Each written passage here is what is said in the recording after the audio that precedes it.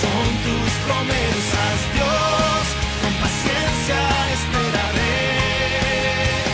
Su palabra tiene poder. No eres hombre para mentir, ¿quiénes son tus promesas? Para ministrar esta nación.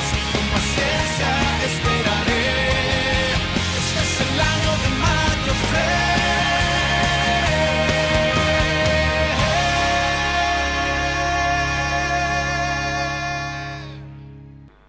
En el capítulo 6 en Romano nos dice la palabra del Señor en el versículo 16.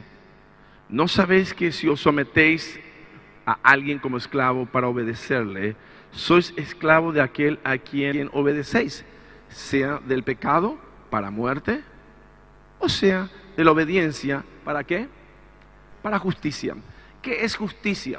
Justicia es la obra redentora de Cristo en la cruz del Calvario, la obra expiadora de Cristo en la cruz del Calvario y la obra restitutoria de Cristo en la cruz del Calvario. Amén. No solamente nos redimió, nos compró de vuelta, no solamente nos expió, que quiere decir reparación de lo que estaba roto y quebrado y estaba mal, sino que también viene la restitución.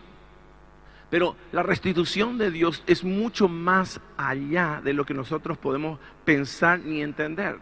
Por eso Dios nos invita a nosotros a que nos acerquemos a Él. Y el camino al Señor, ustedes sabían bien que es el camino a Sión. Hay dos Sión, un Sión terrenal, que está en Jerusalén, la terrenal, que fue parida, ¿verdad?, por el monte donde Moisés se reveló y donde Dios se reveló a Moisés, que es la ley. Pero está la Sión celestial, que es la madre de todos nosotros. Eso está en el libro de Gálatas, en el capítulo 4, versículo 21. Decidme lo que queréis estar bajo la ley. ¿No habéis oído la ley?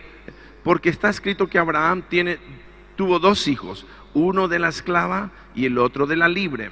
Pero el de la esclava nació según la carne, mas el de la libre por la promesa. Entonces yo elijo si yo voy a Cristo y tomo el yugo de Cristo y soy esclavo de la obediencia para justicia. La justicia de Cristo fue que Él asumió toda la miseria y la pobreza del mundo y llevó todo el pecado del mundo sobre Él. Y el mundo tiene que acercarse a Él ahora y Él está sentado en Sión. ¿La Sión de cuál? Atiendan, miren lo que dice aquí. En el versículo 23, pero el de la esclava nació según la carne, mas el de la libre por la promesa, la cual es una alegoría, pues estas mujeres son los dos pactos. El uno proviene del monte Sinaí, el cual da hijos para esclavitud. Este es Agar, porque Agar es el monte Sinaí en Arabia y corresponde a la Jerusalén actual, la que todo el mundo se quiere ir. Amén. Pues esta junto con sus hijos está ¿en qué? En esclavitud, mas la Jerusalén de arriba, la cual es madre de todos nosotros, es libre, porque está escrito: regocíjate, oh estéril, tú que no das a luz, prorrumpe ¿en qué? En júbilo y clama, tú que no tienes dolores de parto, porque más son los hijos de la desolada que de la que tiene marido. Así que, hermanos, nosotros como Isaac somos hijos de ¿qué? De la promesa. Entonces, señores, nosotros somos hijos de la promesa, y la promesa involucra toda la semilla de Cristo, el ADN de Dios en el ADN de Jesús. Y hoy día nosotros tenemos que acercarnos a la Jerusalén, no la terrenal, donde muchos pretenden ir a recibir su bendición. Se organizan viajes de aviones enteros que van para recibir su bendición de Jerusalén, pero nosotros no recibimos nuestra bendición de esta Jerusalén, recibimos nuestra bendición de aquella Jerusalén. Nos vamos de viaje para conocer. Hay algo espiritual, algo muy interesante en la Jerusalén actual terrenal. Hay algo, porque de ahí es donde Jesús vivió, ahí es donde Jesús hizo toda su aparición y toda la expiación de la humanidad, y queda algo, un vestigio histórico. Pero la iglesia tiene que entender que de ahí no viene mi bendición viene de la Jerusalén celestial. Por eso, si usted va a Hebreo, en el capítulo 12, la Biblia dice, en el versículo 22, sino que os habéis acercado al monte de Sión, dice, a la ciudad del Dios vivo, a la Jerusalén. ¿Cuál Jerusalén? La celestial es la que yo me tengo que acercar. Y dice la Biblia, mis queridos hermanos, a la compañía de muchos millares de ángeles, a la congregación de los primogénitos que están inscritos en los cielos de Dios, al juez de todos los espíritus de los justos, hecho perfecto. ¿Para qué me acerco? Atiendan bien, me acerco ahí, en el versículo 28 dice, me acerco a esa Jerusalén, ¿para qué? Así que recibiendo nosotros un reino inconmovible, tengamos gratitud y mediante ella sirvamos a Dios, agradándole con temor y reverencia, porque nuestro Dios es fuego consumidor. Ahora, nosotros vimos la última vez que mucha gente vende su primogenitura por cualquier cosa, se queda en el camino, en el proceso de ir hasta Sión. Nosotros vimos que somos hijos de Sión y que tenemos que ir subiendo, escalando. ¿Cómo? Señores, vimos en Isaías 35:8. Y habrá allí calzada y camino y será llamado camino de santidad. No pasará inmundo por él, sino que él mismo estará con ellos. El que anduviera en este camino, por torpe que sea, ¿cuántos torpes tenemos aquí? Amén. Por torpe que sea, no se va a extraviar, va a llegar a su bendición. ¿Por qué? Porque usted, no importa lo torpe o lo astuto o lo inteligente que sea, porque usted está anclado al yugo de Cristo. Cuando usted toma el yugo de Cristo, él le lleva ¿a dónde? A Sión, para que usted llegue, y por torpe que sea, usted no se va a extraviar y va a llegar a su bendición y va a cogobernar con Cristo. Su parte es estar anclado al yugo de Cristo. El yugo de Cristo, ¿qué es? Estar esclavo a la obediencia de su palabra para que se haga la justicia de Dios aquí en la tierra. Y la justicia de Dios en la tierra, ¿qué es? Su reino establecido aquí por medio de una persona que está anclado a Cristo. Usted y Cristo es una misma cosa. Aleluya. Entonces, ¿cómo yo hago para llegar allá? La Biblia dice, el camino se llama camino de santidad. En Hebreos 12 dice en el versículo 14, seguid la paz ¿con quiénes?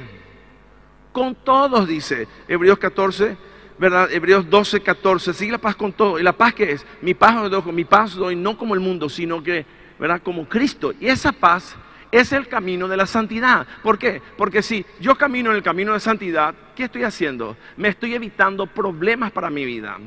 El pecado, que es el camino del error. ¿Qué quiere decir? Yo me voy por el camino de la santidad, pero cuando practico el pecado salgo del camino de la santidad y entro en un empedrado y luego se convierte en un camino con cráteres.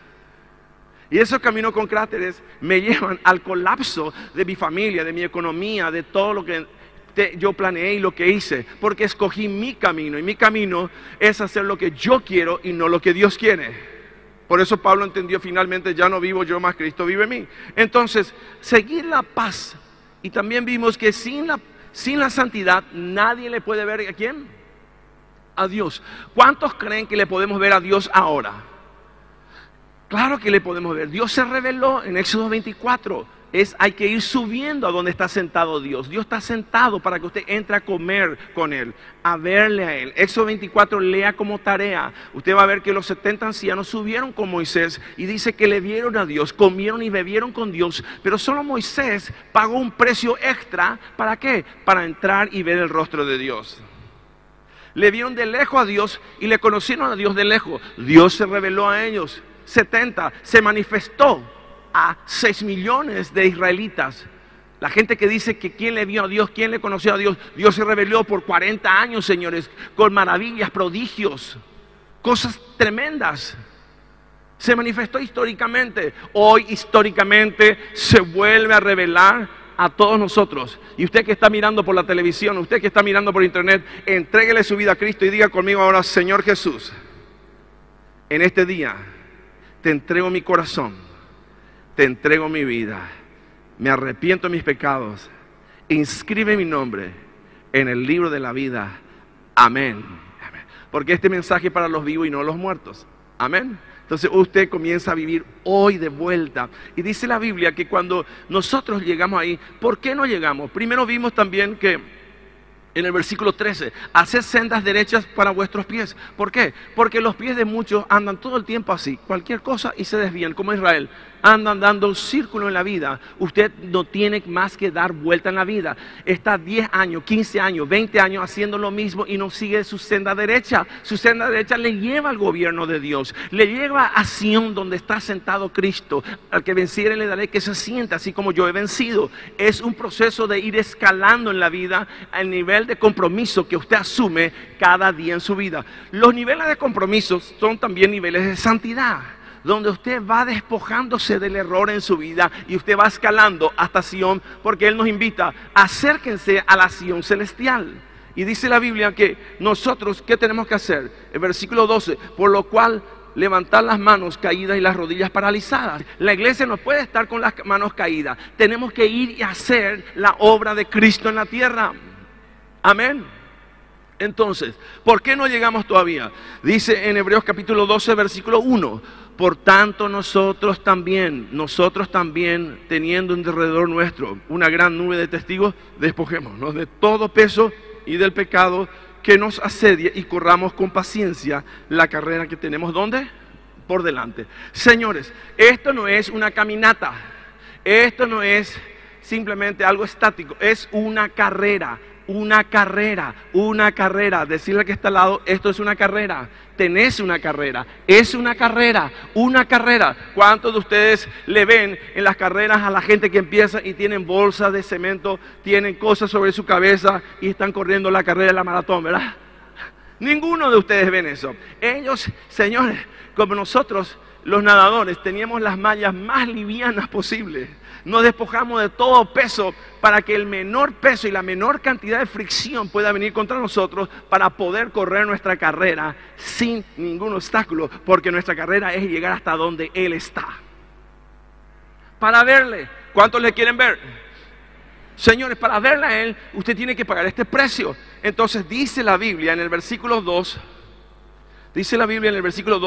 puesto los ojos en Jesús, el autor y consumador de la fe, el cual, por el gozo puesto delante de Él, sufrió la cruz y menospreció lo oprobio, dice, y se sentó a la diestra del trono de Dios. Ahí está la clave. Número 1, tenemos que entender que nosotros tenemos que poner nuestros ojos en el precursor, en el que ya nos abrió el camino.